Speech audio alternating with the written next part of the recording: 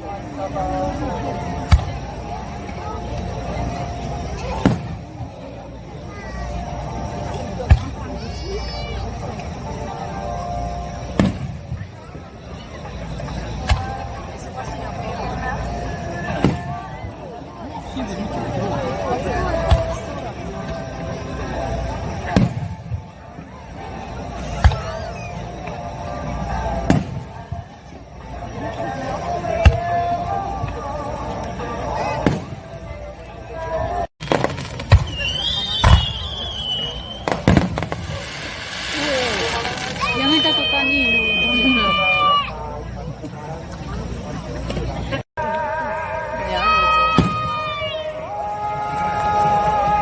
暗いから人撮ってもらってます。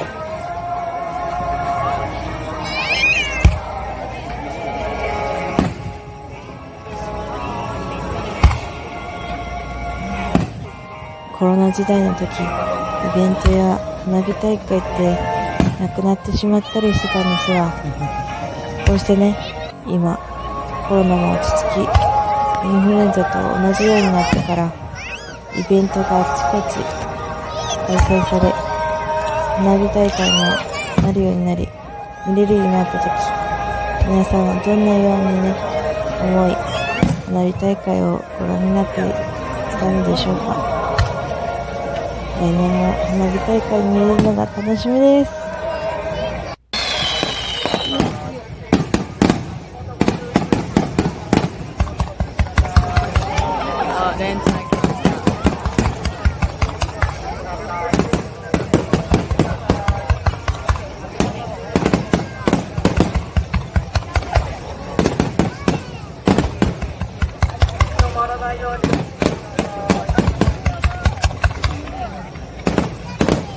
順番に当たってる。